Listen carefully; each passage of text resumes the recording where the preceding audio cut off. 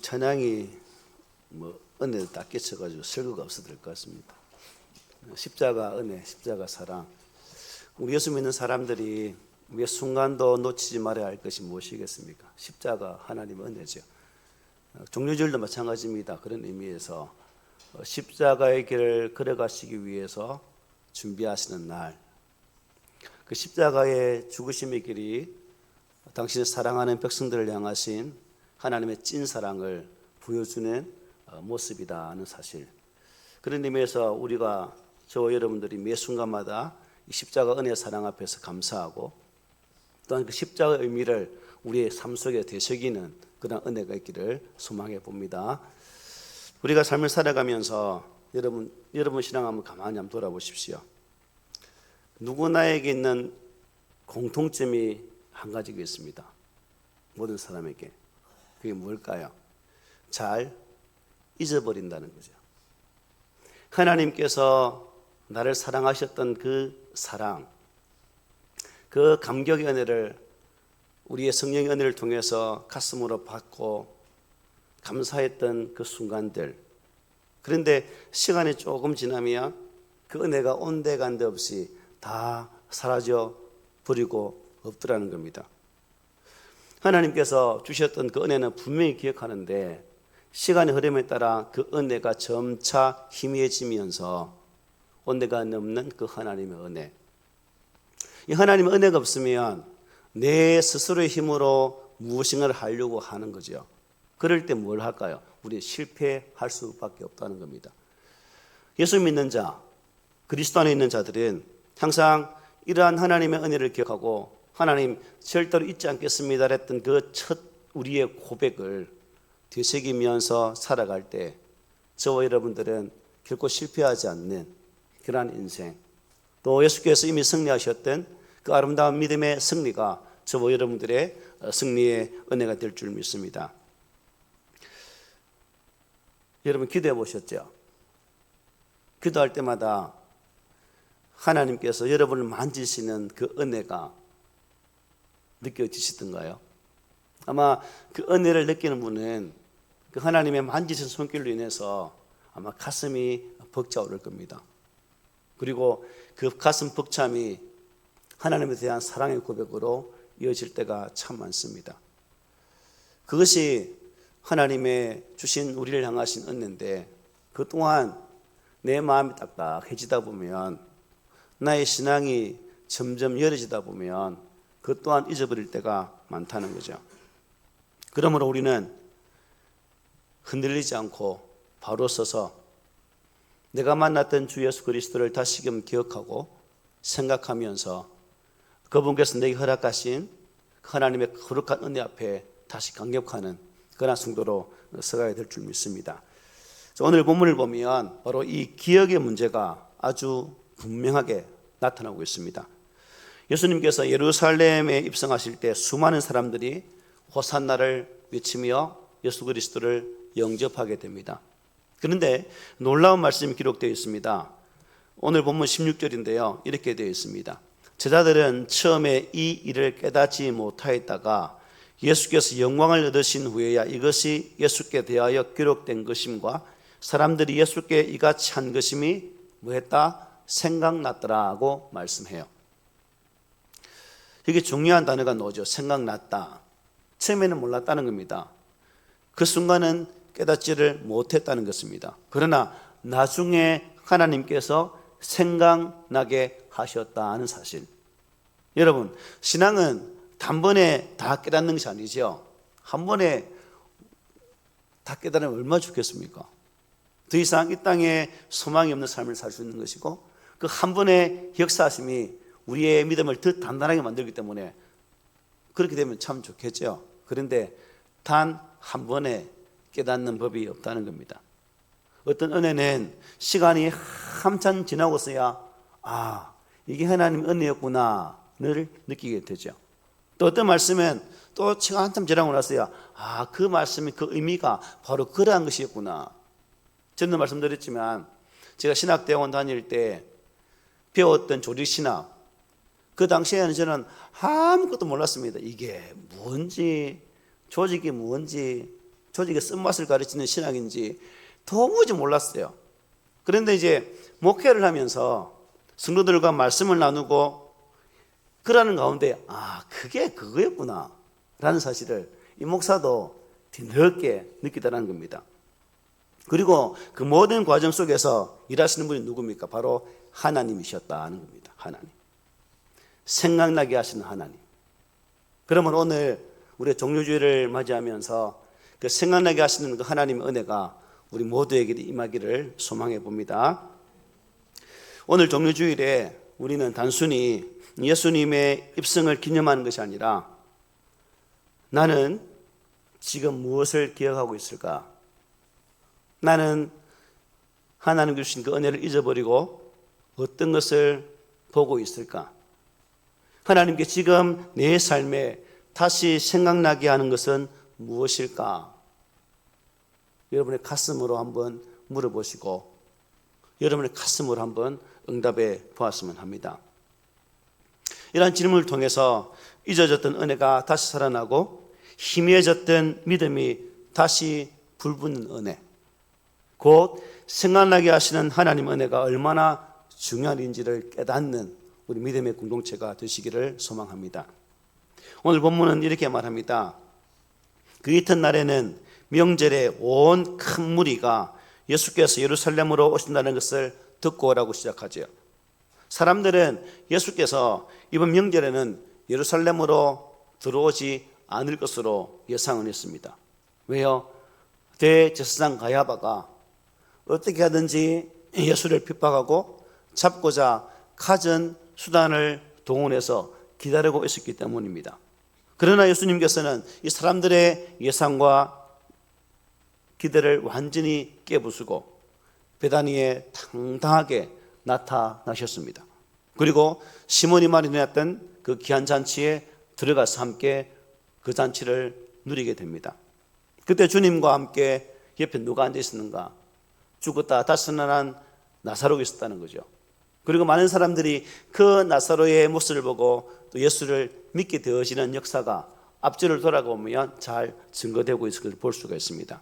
그리고 그 소식은 예수께서 예루살렘으로 입성하고 계시다는 소식과 함께 순식간에 사람들의 입에서 입으로 전해져서 많은 무리가 그날 예수를 보기 위해 나왔다는 겁니다. 이때부터 종교 지도자들은 골방에 모여서 뭘 했을까요? 어떻게 하면 예수와 함께 또 죽었던 그 나사로를 죽일까라고 모의를 하게 됩니다. 반면 사람들은 거리로 쏟아져 나오게 되지요. 본문은 그들을 명절에 온 큰 무리라고 소개를 해주고 계십니다. 무슨 말입니까? 주님의 예루살렘 입성을 환영한 사람들은 예루살렘에 거주하며 살던 예루살렘 주민이 아니라 디아스포라 유대인들이었다는 거죠. 이 명절이 무슨 명절이죠? 유월절. 출애굽을 기념하고 하나님께서 당신의 택한 백성들을 사랑하셨던 그 날을 기억하면서 지키기 위해 온 세계에 흩어졌던 디아스포라 유대인들이 예루살렘으로 모여들었다는 겁니다.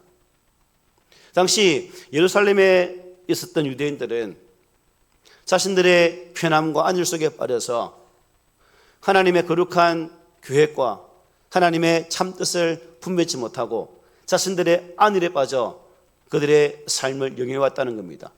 종교 지도자들 그랬고 많은 분들이 그랬다는 거죠.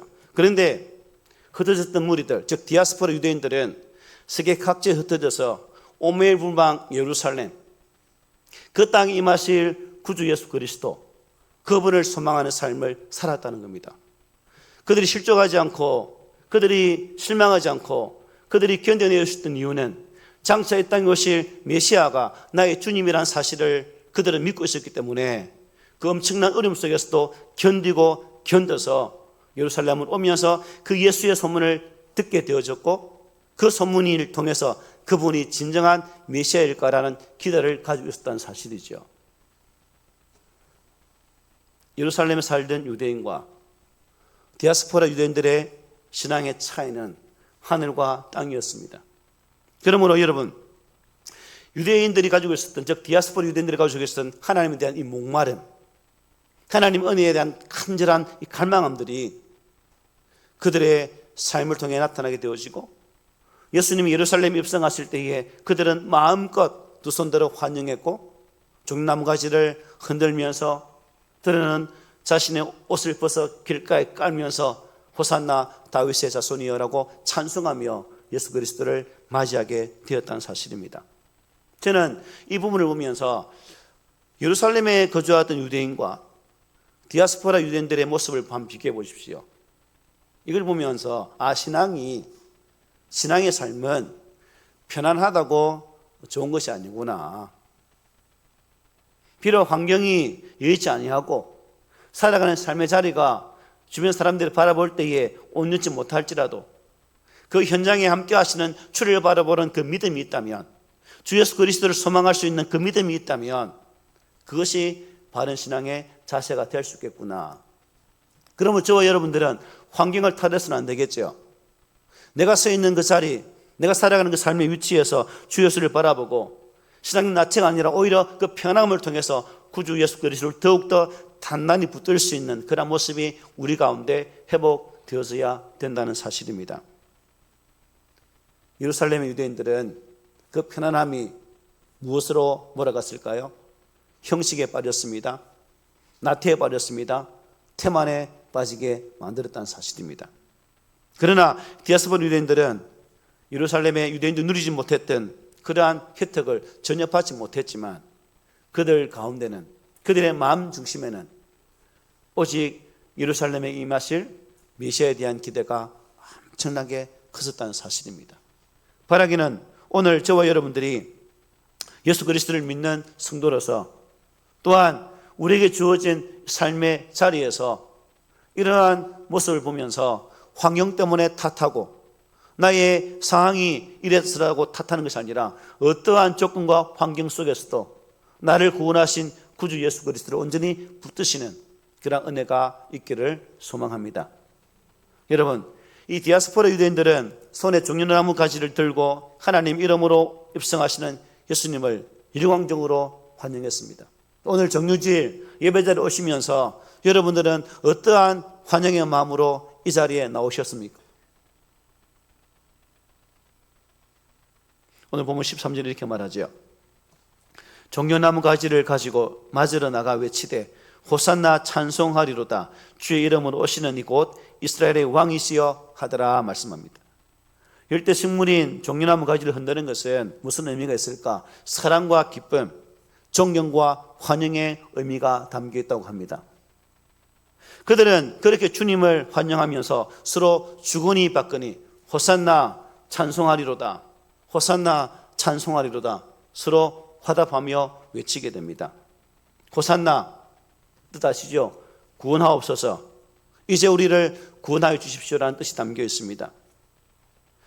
그러므로 환난과 시험을 만났을 때 하나님의 도움의 은혜를 구하는 그 외침 바로 호산나의 말이죠. 그 찬송하리로다, 칭찬하다, 축복하다, 번영을 받다는 뜻이 담겨 있습니다. 누가는 이 부분을 어떻게 기록해 주고 있냐면 무리들이 주님을 축복하며 환영하는 이유를 이렇게 설명했습니다. 예수께서 행하신 일들, 곧 당시 종교 지도자들과 다른 복음 선포와 죄인을 영접하신 일, 또 각종 질병을 치료하시고 귀신을 쫓아내시는 사역을 보았기 때문에 그들은 예수 그리스도를 환영했다라고 표현하고 있습니다. 오늘 본문에 등장하는 요한은 무리들이 예수께서 죽었던 나사로를 살리신 그 권능에 대해서 들었기 때문이라고 말씀하고 있죠. 오늘 본문 17, 18절입니다.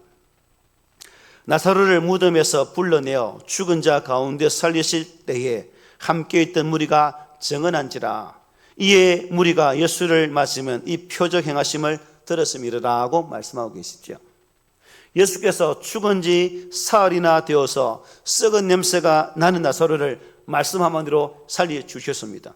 그리고 그 놀라운 장면을 직접 목격한 사람들은 그 사실을 마음에 담아 둘 수가 없었습니다. 입으로 죽은 나사로가 살아났다, 죽은 나사로가 살아났다라고 주변 사람들에게 전하게 되었다는 사실입니다.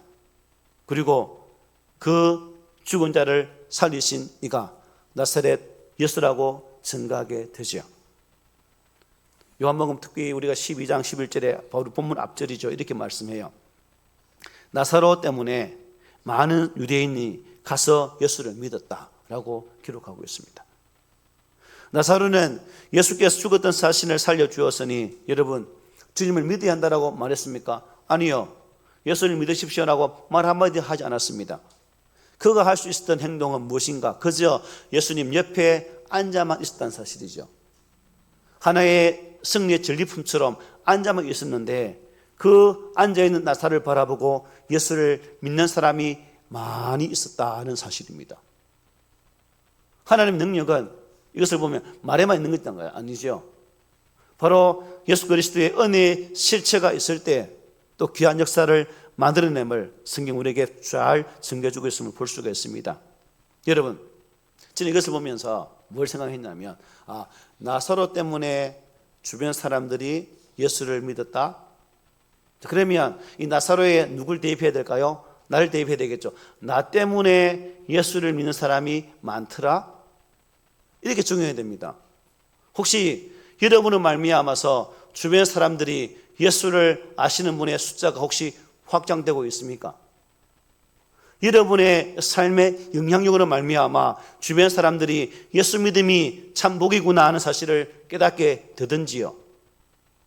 나사로 보여주는 것처럼 우리의 삶의 자리에서 바로 우리가 그런 삶을 살아야 됩니다. 나 때문에, 우리 때문에 예수를 알고 예수를 믿는 역사가 일어나야 된다는 사실이죠.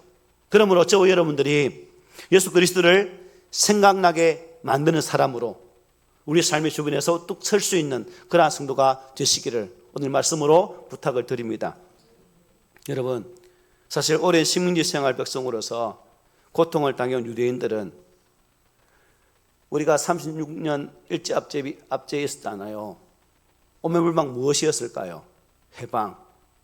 이스라엘 백성들도 로마의 압제로부터 벗어나는 것이 그들의 소망이었습니다. 어찌하든지 정치, 종교, 문화로부터 해방되어서 진정한 메시아의 나라를 이루는 것이 그들의 꿈이었습니다.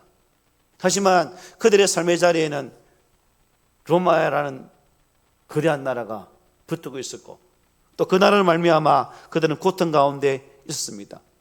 그들이 할 수 있는 것은 아무것도 없었어요. 오직 한 가지, 오매불망 하나님께서 우리에게 보내주시고만 했던 그 메시아는 언제 오시는 것일까? 구주 예수 그리스도가 우리 가운데 언제 오는 것일까만을 소망하고 살았다는 겁니다. 그런데 예수님께서 행하시는 일을 보니까 너무 놀라운 거예요.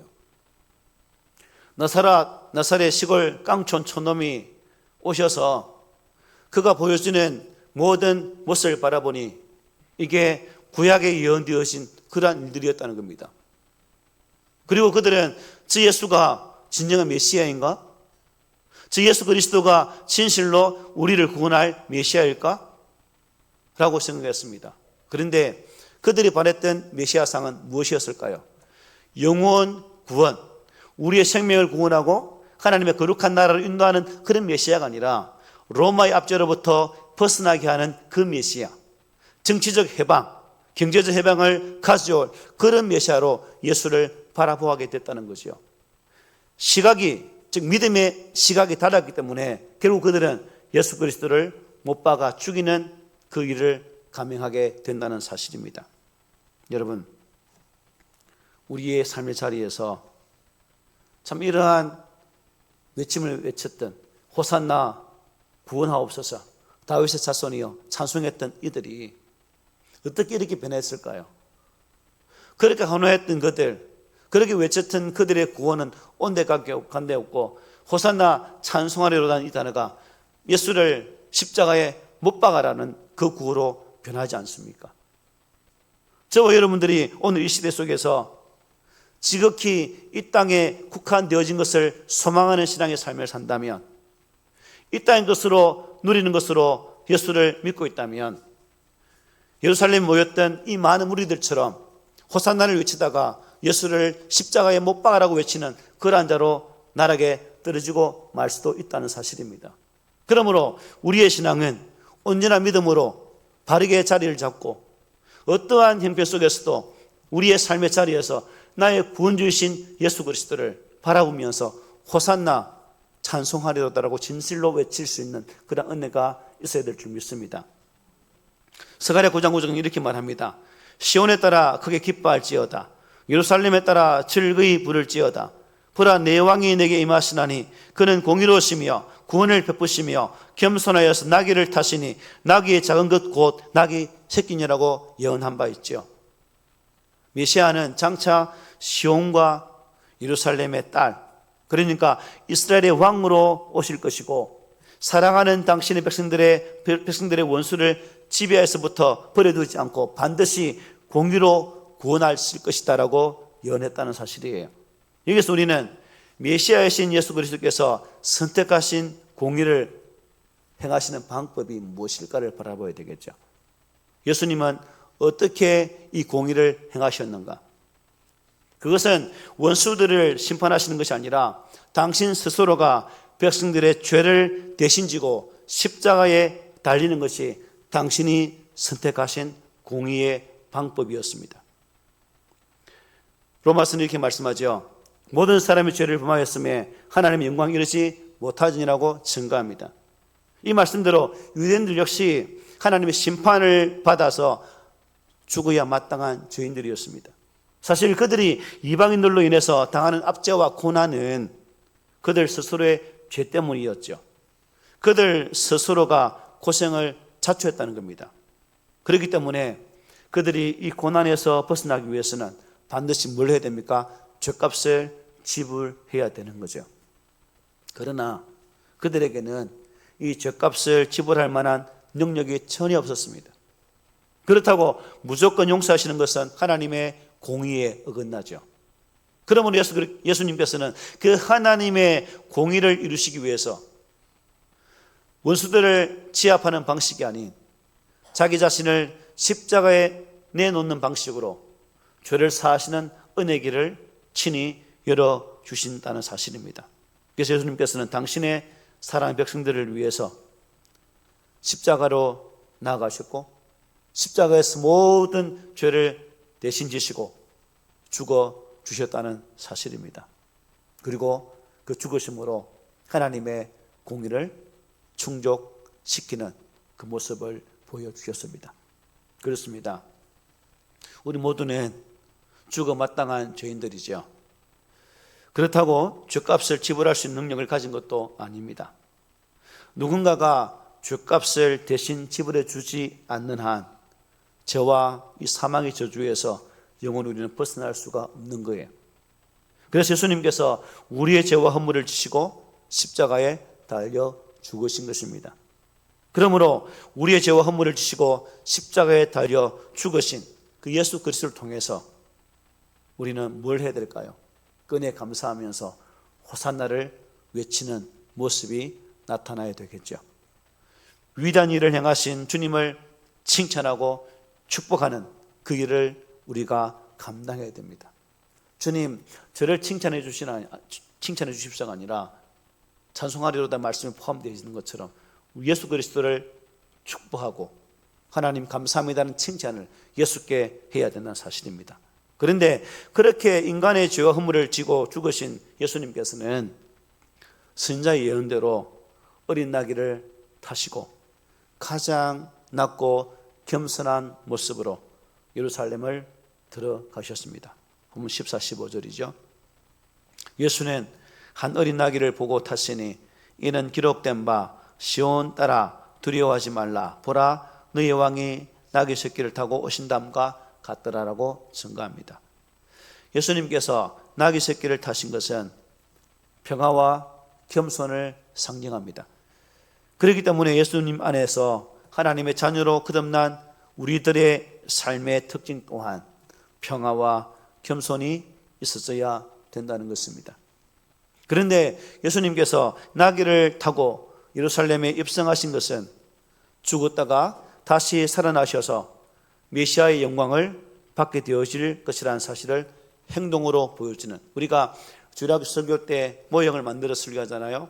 그것처럼 예수님 친히 이렇게 죽으심으로 내가 너희들에게 진정한 메시아가 될 것이다라는 것을 말을 타시고 나귀를 타시고 가는 모습을 통해서 설교하는 모습으로 보여주었다는 겁니다. 장차 세계 만민들은 죽었다가 다시 살아나신 예수 그리스도를 주와 그리스도를 믿고 섬기며 따르게 될 것이라는 것을 보여주었다는 사실이죠.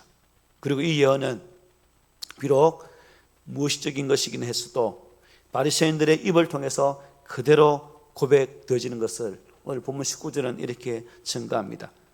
바리새인들이 서로 말하되 볼지어다 너희 하는 일이 쓸데없다. 보라 온 세상이 그를 따르는도다.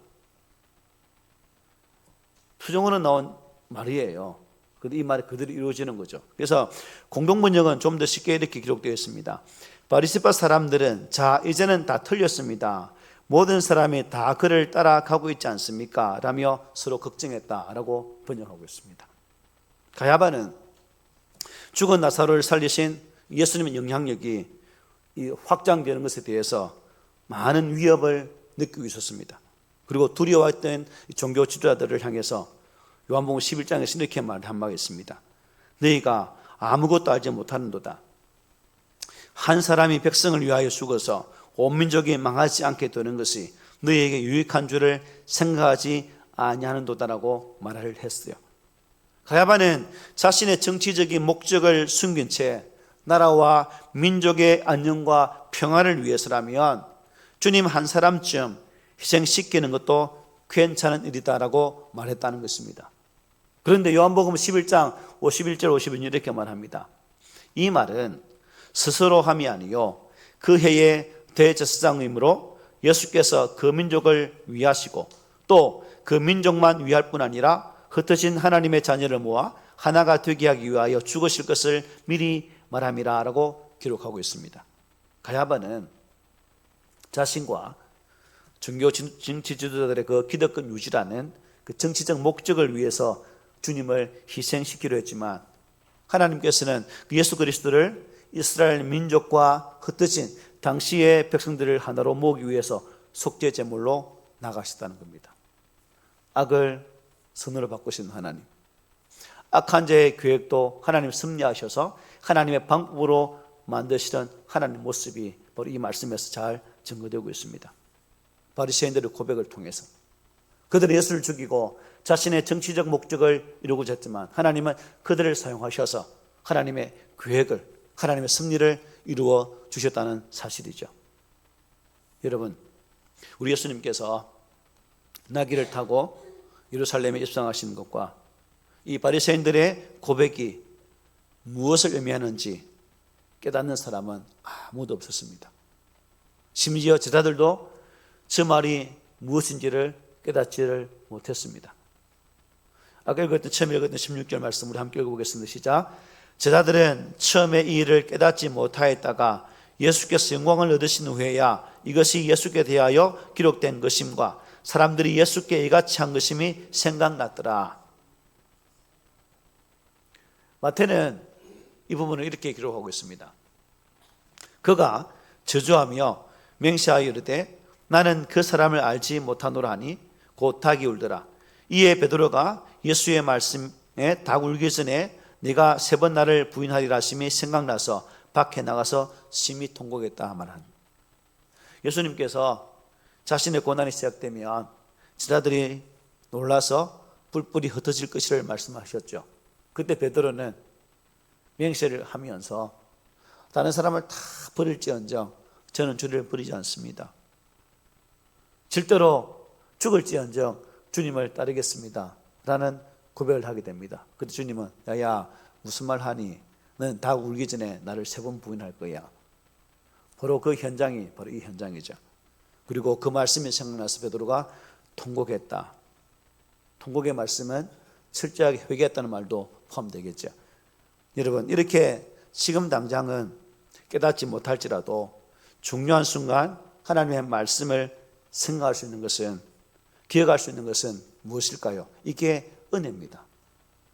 깨닫지 못하다가 어느 순간 그 말씀이 그것이구나 하는 사실을 깨닫는 것이 은혜 중에 은혜라는 거예요.